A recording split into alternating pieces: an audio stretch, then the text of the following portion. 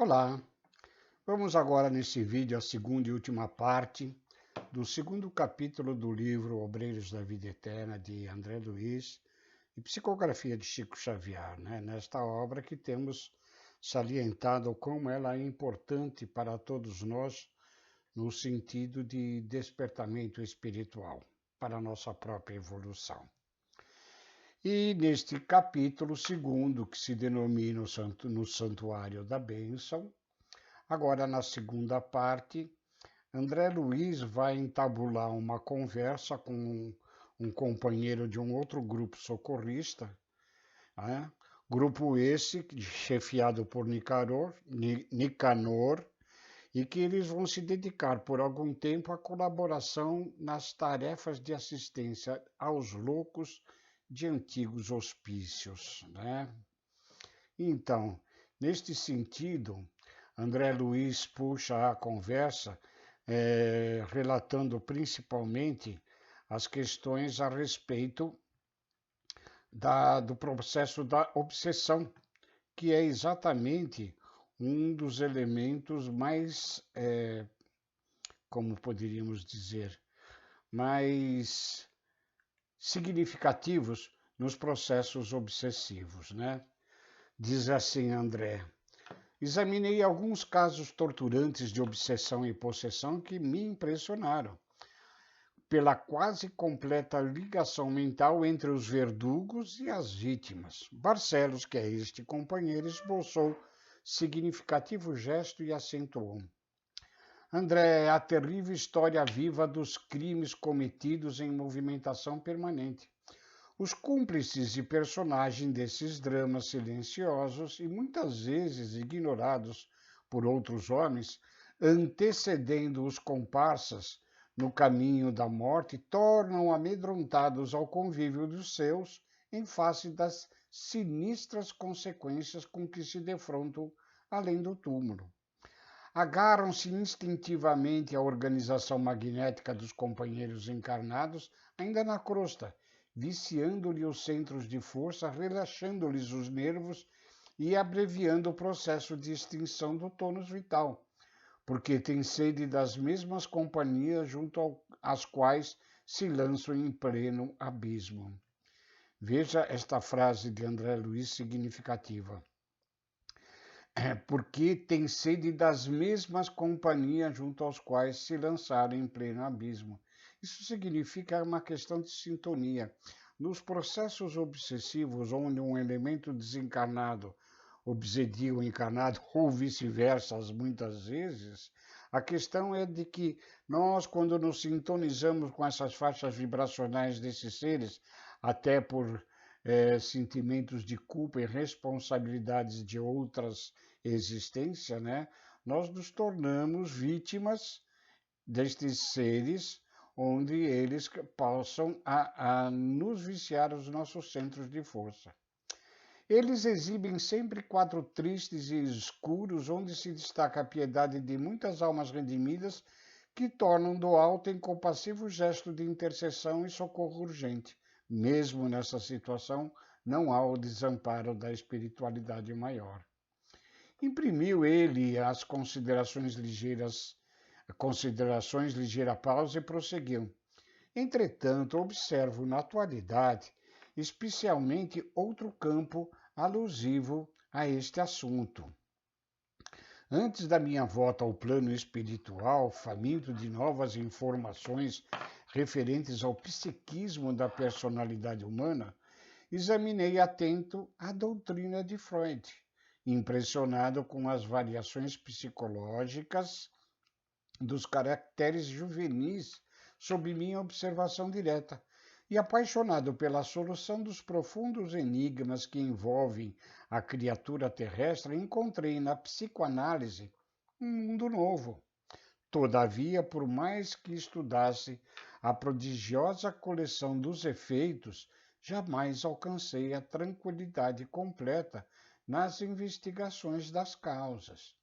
No círculo dos fenômenos em exame, discípulo espontâneo, distante e eminente professor de Freiberg, somente aqui eu pude reconhecer os elos que lhe faltam ao sistema de positivação das origens de psicoses e desequilíbrios diversos. Os complexos de inferioridade, recalque, a libido, as emersões do subconsciente não constituem fatores adquiridos no curto espaço de uma única existência terrestre, e sim característicos da personalidade egressa das experiências passadas. Nós temos que, evidentemente, ainda falta, ou pelo menos naquela época, hoje nós temos médicos espíritas, inclusive na área da psicologia e da psiquiatria, onde se detecta de que os problemas desta existência são causados através de existências anteriores. Então, todos estes complexos de inferioridade, recalque, que atemoriza muitos espíritos encarnados, são consequências de existências anteriores. E sim, precisa a medicina moderna, no campo da mente, estar atenta a estes fatores para poderem eliminar a causa e consertar o efeito. Em outra obra, que se denomina No Mundo Maior, de André Luiz, é o mundo da mente, onde a gente vai ver com muito mais detalhe esses aspectos aqui tratados por Marcelo, esse companheiro de André Luiz, do outro grupo socorrista. A subconsciência é de fato o porão dilatado de nossas lembranças, o repositório das emoções e desejos, impulsos e tendências que nos projetaram na tela das realizações imediatas. No entanto, estende-se muito além da zona limitada de tempo em que se move um aparelho físico, ou seja, de uma única encarnação. Representa a estratificação de todas as lutas com as aquisições mentais e emotivas que lhe foram consequentes depois da utilização de vários corpos. Ou seja, tudo que nós vivenciamos em outras existências, evidentemente, estão armazenados no nosso subconsciente e ela nos causa as tendências e trazem os nossos diversos problemas à baila para que, no nível da consciência, nós possamos resolvê-las e eliminá-las do nosso passado pregresso. Faltam, pois, às teorias de Sigmund Freud e seus continuadores a noção dos princípios reencarnacionistas e o conhecimento da verdadeira localização dos distúrbios nervosos, cujo início muito raramente se verifica no campo biológico vulgar, mas quase que invariavelmente no corpo perispiritual pré-existente, portador de sérias perturbações congênitas, em virtude das deficiências da natureza moral cultivadas com desvairado apego pelo reencarnante nas existências transcorridas. As perturbações congênitas, acredito eu, seriam um dos grandes elementos para provar de que todos nós já vivemos outras existências, né? Seria uma injustiça de Deus tratar alguns filhos que nascem perfeitamente e outros com problemas no momento do nascimento. É evidente que esses problemas foram acarretados em existências anteriores. As psicoses do sexo, as tendências inatas à delinquência, tão bem estudadas por Lombroso, cientista italiano, na época de Allan Kardec, os desejos extravagantes, a excentricidade muitas vezes lamentável e perigosa, representam modalidades do patrimônio espiritual dos enfermos, patrimônio que ressurge de muito longe em virtude da ignorância ou do relaxamento voluntário da personalidade em círculos desarmônicos. Estabelecer entre nós agora, diz André, uma pausa feliz, que aproveitei atentamente arregimentando raciocínios quanto ao assunto, considerando os argumentos construtivos que o assistente enunciara em benefício da minha própria iluminação. Recordei meus escassos conhecimentos da doutrina freudiana e voltei mentalmente ao consultório onde muitas vezes fora procurado por amigos atacados de estranhas e desconhecidas enfermidades mentais, a se socorrendo das minhas pobres noções de medicina, não obstante minha carência de especialização em tal sentido. Eram maníacos, histéricos e esquizofrênicos de variados matizes, em cujos cérebros ainda existia luz bastante para a peregrinação através dos livros científicos. Haviam devorado os ensinamentos de Freud. Entretanto, se as teorias eram valiosas pelos elementos de análise, não ofereciam socorro algum substancial e efetivo ao doente. Descobriam a ferida sem trazer um bálsamo curativo. Indicavam o quisto doloroso, mas subtraíam o bisturi da intervenção benéfica. As explicações de Barcelo, por isso mesmo, se aproveitadas por médicos cristãos na crosta planetária, poderiam completar o trabalho de benemerência que a tese freudiana trouxera aos círculos acadêmicos, antes, porém, que formulasse novas considerações íntimas, tornou Barcelo. Vejo que acredito que essas observações dessa obra de André Luiz, nas observações de Barcelos a respeito dos problemas mentais, fez com que talvez alguns médicos hoje se associassem à medicina e ao espiritismo, na compreensão de que nós nunca vivemos uma única existência. Diz Barcelos o seguinte: tenho minhas atribuições junto aos desequilibrados mentais. Todavia, meu esforço maior ultimamente desdobra-se na região inspiracional dos médicos humanitários para que os candidatos involuntários à perturbação sejam auxiliados a tempo. Ou seja, os médicos também têm sido bem influenciados por estes amigos do plano espiritual no sentido de aprofundar os seus conhecimentos a respeito do que é o ser humano.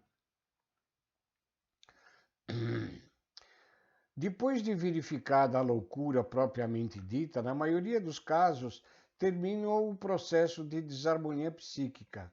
Muito difícil conduzir à restauração perfeita os alienados com fichas reconhecidas, embora seja incessante a nossa batalha pelo restabelecimento integral da porcentagem possível de enfermos.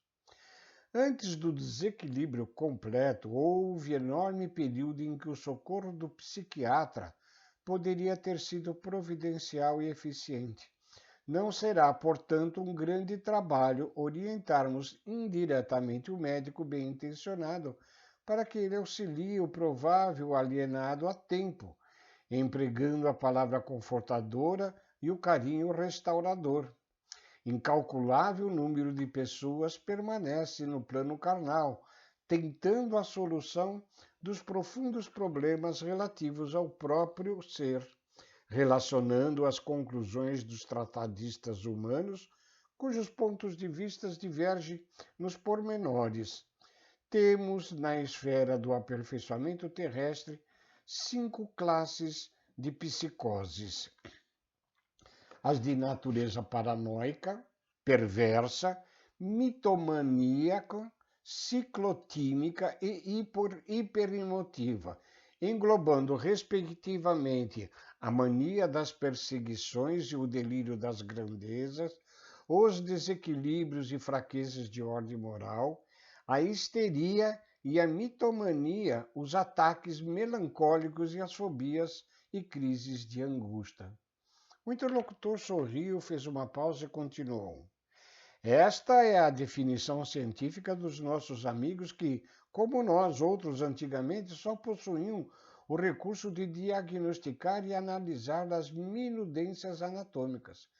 Arabescos de ouro sobre a areia do Saara não tornariam o deserto menos árido. Assim, a terminologia brilhante sobre o quadro escuro do sofrimento, precisamos divulgar no mundo o conceito moralizador da personalidade congênita em processo de melhoria gradativa, espalhando enunciados novos que atravessem a zona de raciocínios falíveis do homem e lhe penetrem o coração, restaurando-lhe a esperança no eterno futuro e revigorando-lhe o ser em suas bases essenciais. Nesse trecho que diz aqui este nosso amigo, está claro que o Evangelho de Jesus não é um procedimento simplesmente religioso. É informação científica para que nós não destrambelhemos as nossas mentes e adquiramos um processo de evolução espiritual consciente. As nossas reencarnações renovarão a paisagem da vida na crosta da Terra, conferindo à criatura não somente as armas com que deve guerrear os estados inferiores de si própria, mas também lhe fornecendo remédio eficiente e salutar.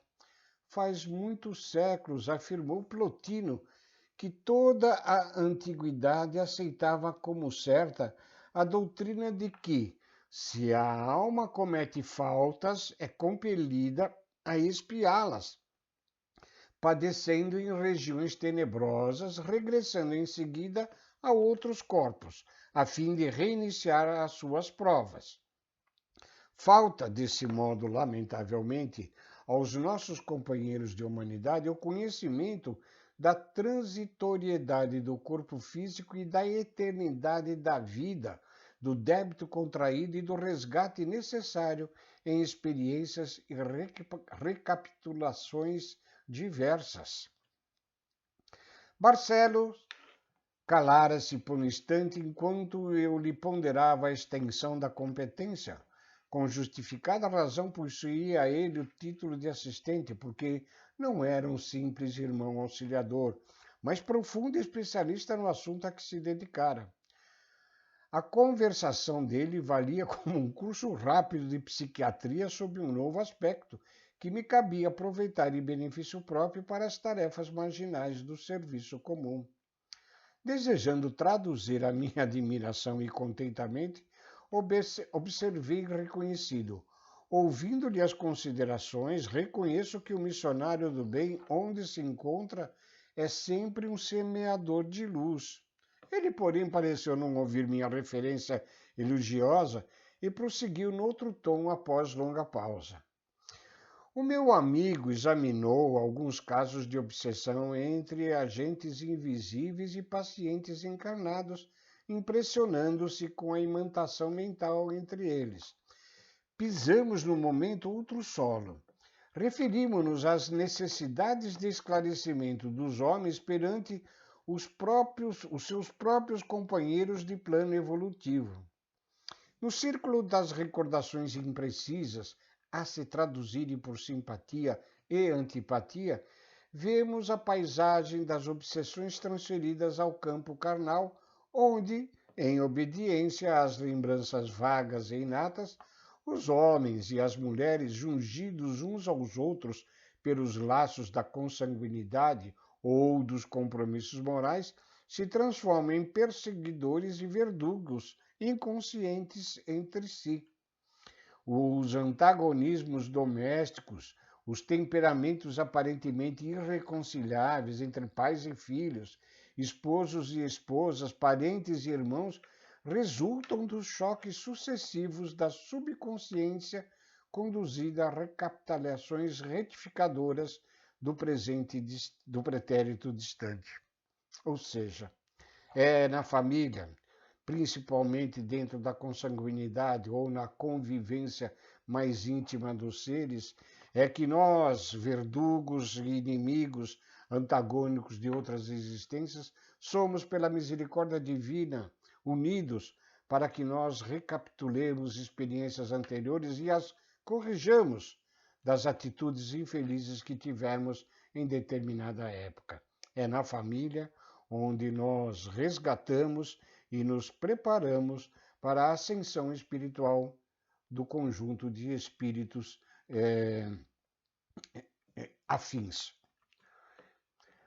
Congregados de novo na luta expiatória ou reparadora, os personagens dos dramas que se foram passam a sentir e ver, na tela mental dentro de si mesmas, situações complicadas e escabrosas de outra época, malgrado os contornos obscuros da reminiscência, carregando consigo fardos pesados de incompreensão, atualmente definidos por complexos de inferioridade. Identificando em si questões e situações íntimas inapreensíveis aos demais, o espírito reencarnado que adquire recordações, não obstante menos precisa do próprio passado, candidata-se inelutavelmente à loucura. E nesta categoria, meu amigo, temos na crosta planetária uma porcentagem cada vez maior de possíveis alienados, requerindo o concurso de psiquiatras e neurologistas que, a seu turno, se conservam ainda em posições opostas à verdade, presos à conceituação acadêmica e às rígidas convenções dos preceitos oficiais. Estes, em particular, são os pacientes que interessam de mais perto os meus estudos pessoais. São as vítimas anônimas da ignorância do mundo, os infortunados absolutamente desentendidos que, de loucos incipientes, prosseguem pouco a pouco a caminho do hospício ou do leito de enfermidades ignoradas, não só porque lhes faltam a água viva da compreensão e a luz mental, que lhes revelem a estrada da paciência e da tolerância em favor da redenção própria. E são muito semelhantes casos angustiosos, indaga André, por falta de argumentação à altura das considerações ouvidas. O assistente sorriu e esclareceu.